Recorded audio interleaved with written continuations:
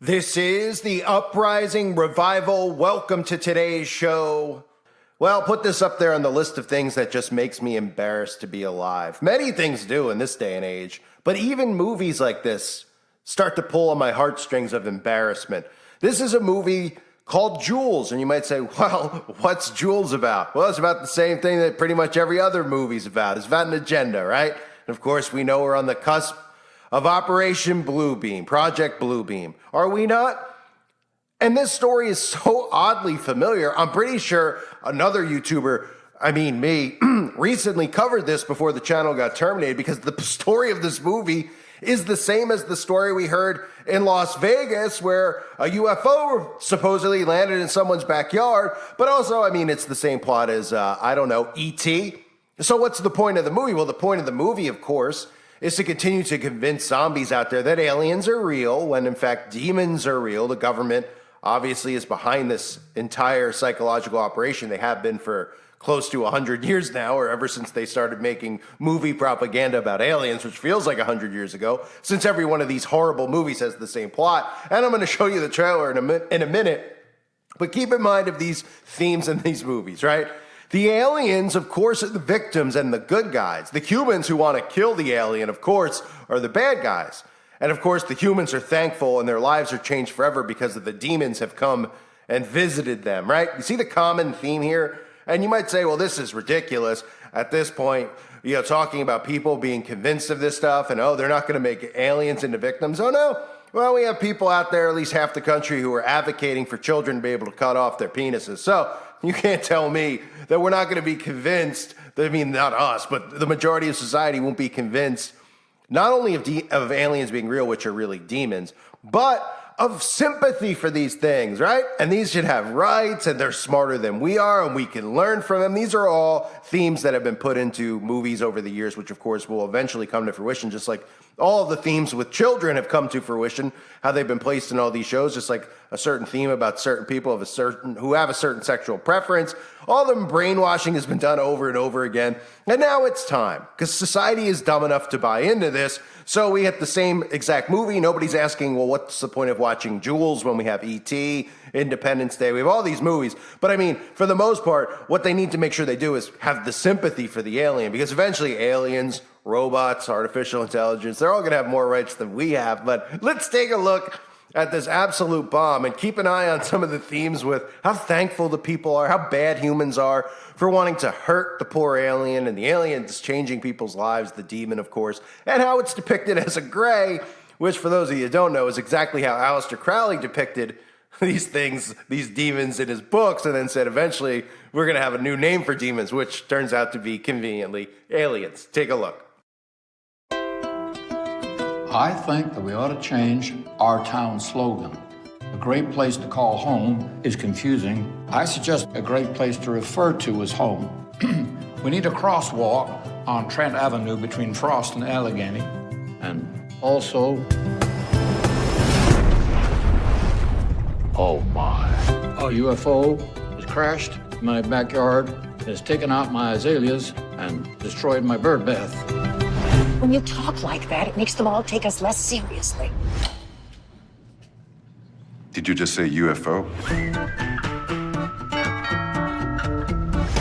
Good Christ, what is that? You remember the spaceship? This is the little man who came out of it. He's got to be a secret. Don't tell anybody. Man, touch him. She shouldn't know. We got to trust her. There's nothing else we can do. We could kill her. Kill me? You can't kill me. I'll kill you. That's what I'll do. Guys, stop it.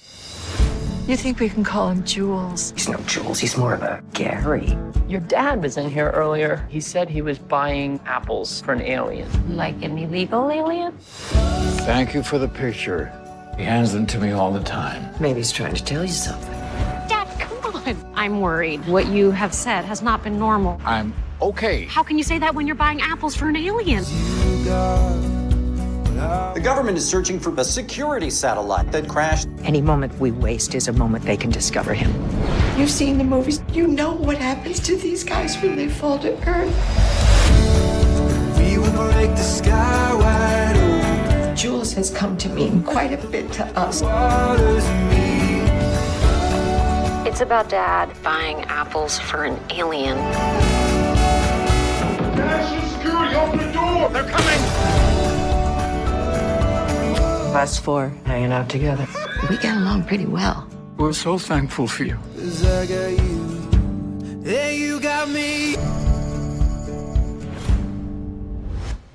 What the? So, I mean, what needs to be said here, right? It's the same thing over and over. Does anybody ever get suspicious? I try to make this so clear when I make videos so that people actually just go, oh yeah, I never thought of that. Because it's not anyone's fault for not thinking like that. But when I try to piece this stuff together so that you could look at it and say, yeah, right, aren't we supposed to look at these people as creative, as artists, blah, blah, blah, blah, blah, right? We're supposed, oh my goodness, they go, it's the same plot over and over again.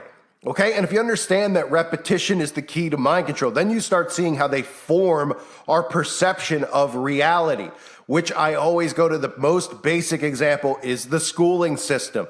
They convince you of outer space. They convince you of the shapes of globes. They convince you of all these things that they do over and over in history. And of course, they talk about a certain group of people who have been victimized through history. So they beat these things into people's heads year after year after year. People end up leaving college and they go, oh, great, I have my degree. Now what? I'm going to get a job and make six figures? Oh, no, nothing's going to happen. You're just going to have this indoctrinated perspective of the world, and you're always going to believe it because it's been beaten into your head as if it's a reality. That's why it's so hard for us to wake people up, all of us, because people have had it beaten into their head through repetition and mind control for so long. Their whole perception of what the world is the view that they've been given through the school system, as well as the movies and TV shows, which have all groomed them, right? So repetition is the key. That's why these movies constantly use these themes, these undertones, right? What's the undertone of the trailer? People saw the trailer, like, oh, an alien movie. Okay, I'll check it out. Well, who are they talking about being the villain? Human beings. Right? We know what happens to the poor aliens. If humans get wind of their existence, they're going to kill our friend, right? I mean, nothing is new. Nothing is original, right? But they're constantly doing this. So what they've done over the last 75 years, before 75 years ago, let's just say it's the year 1700.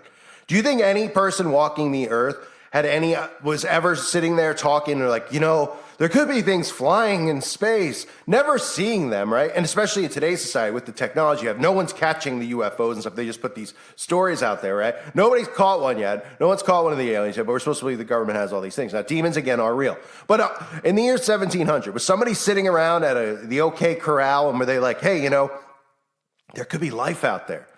Somebody would just slap them upside the head. They'd say, where are you coming up with this notion that there's life out there, right? They were going by the Bible. They knew of demonic possession and those types of things. No, there's a whole other species of life out there, and they fly around in these little things in the air, and they go at the speed of light, and nobody would ever believe it or even talk about the topic. The guy would be put in an insane asylum, right? Nobody's seen it. Nobody believes it. But because of movies and mind control, this generation over the last 75 years or so has been fully indoctrinated over and over and over again that there's little gray things running around. Now, again, demons are real. The depiction of aliens or demons is to accept demons and demonic entities into our world, bringing over what's behind the veil. Those things are real. The Bible is real. This whole thing about these little freakish aliens from Mars that are so intelligent and so much better than humans and we need to accept, that's the deception. It's the alien deception. It's the alien demon deception, which Aleister Crowley talks about in his books. He summoned these demonic entities, these demonic beings, okay? These people worship the ground Aleister Crowley walks in. They do these rituals not because they sit around and do a ritual and nothing happens. They become possessed, demonically possessed. They are trying to bring over what's on the other side, and they think that this whole notion is crazy, and they, dumb down people look at me, and they're like, oh, this guy's insane. He believes in that kind of stuff. When they literally believe in the concept of an alien flying around in a flying saucer only because they've seen 75,000 movies talking about it. They never once asked for evidence. Then they're like, well, the government hides the evidence of actual aliens flying around. Do they? I mean, we live in a world where you can't even walk around, a cul-de-sac without somebody having it on film because every streetlight has a camera on it and everybody has a camera on their own door because they've been indoctrinated enough to get one. or pushed fear on them to get one to protect themselves, but nobody's caught one of these things, right? So then they come out with these little stories like, have you heard? Military people said they've seen it. Oh, somebody had one crash in their backyard. So where is it? Where are they? Oh, they're just doing such a great job of hiding it from all of us when nothing is hidden. Just like how they convince these dummies out there that children are getting abducted, but they're not really. They're going missing. They're runaways. Oh, yeah. Well, use their phones and ping them and find out where they are. Oh, yeah. Use a street camera and tell us where these missing kids go. Oh, well, conveniently, they can go missing, right? Just like conveniently, none of us can see one of these things in our backyard. Now, demons are a totally different story and demon possession. But this is what they're preparing you for. And people actually believe in these stories. And then, of course, they want you to accept the sickness. They want you to accept demons and demon possession, which we've already seen normalized through all these videos with Eminem and Billie Eilish and in the movies over and over and over and over and over. I mean, it's unbelievable. It's just a massive psychological operation that's going on. But the undertones, the themes of the movie, hugging of the alien, bowing down to the aliens on the sofa watching TV, the aliens eating apples, right? Maybe that ties in with Apple. What do you think? Maybe it ties in with Apple and Jobs and the 666. No? Anybody? Steve Wozniak covered that 1 trillion times. Maybe. Or maybe it just likes apples, right? Maybe that's the creative side of the writer. He's like, we're going to make him like apples. Even though its entire thing is the same exact plot as E.T. or any other movie. And nobody asks that question and goes, how do these guys make millions of dollars?